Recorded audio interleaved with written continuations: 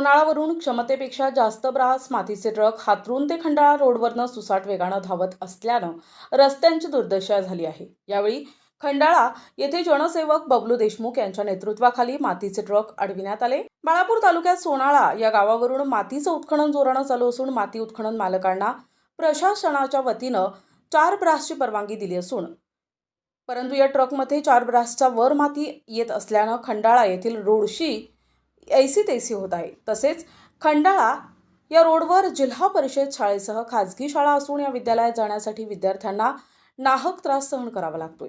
हे मातीचे ट्रक क्षमतेपेक्षा जास्त टन मातीनं भरून आणून हे वाहन वेगानं चालवत आहेत।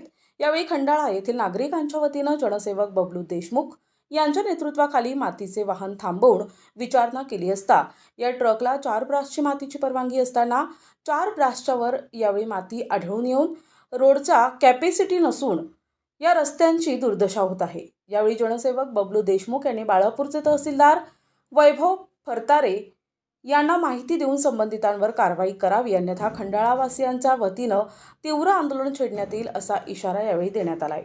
बहुजनांचे राजे छत्रपती शिवाजी महाराज, विश्वरत्न डॉक्टर बाबासाहेब आंबेडकर, सर्व क्रांतिकारी विचारांच्या महापुरुषांना अभिवादन करतो।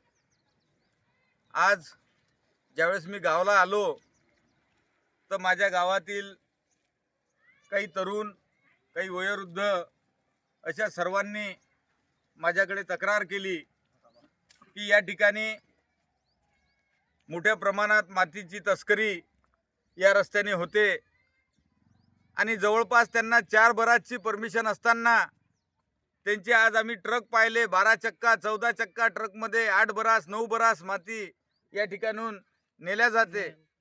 खरं म्हणजे त्यांना परवानगी किती आहे आणि ते माती नेतात किती?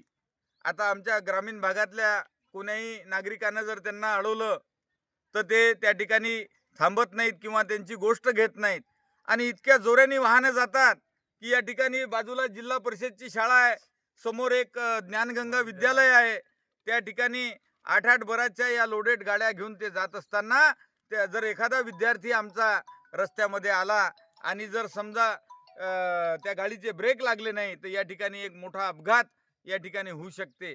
म्हणून माझी या ठिकाणी महसूल विभागाला विनंती आहे, सन्माननीय तहसीलदार साहेब असतील, सन्माननीय आपले SDO साहेब असतील, त्यांना माझी विनंती आहे की या ठिकाणी आपण एक आपलं पथक या ठिकाणी नेमावं आणि त्यांना नियमाने जेवढी माती न्यायची असेल तेवढीच नेऊ द्यावी। कारण या रोडची कॅपॅसिटी किती आणि या ठिकाणी हे माती घेऊन चालले किती, या पूर्ण निमकर्द्यापासून तर हातरूनपर्यंत रस्त्याची चाळणी हे झाल्याशिवाय राहणार नाही। अशा पद्धतीची जर वागणूक असे वाहनं जर यांनी जाऊ दिले, या ठिकाणी जर आपण महसूल विभागाने कारवाई केली नाही तर आम्ही या ठिकाणी रस्ता रोको आंदोलन करू आणि या ठिकाणून आम्ही कुठल्याच प्रकारची या मातीची तस्करी होऊ देणार नाही असं या ठिकाणी मी प्रामाणिकतेने सांगतो।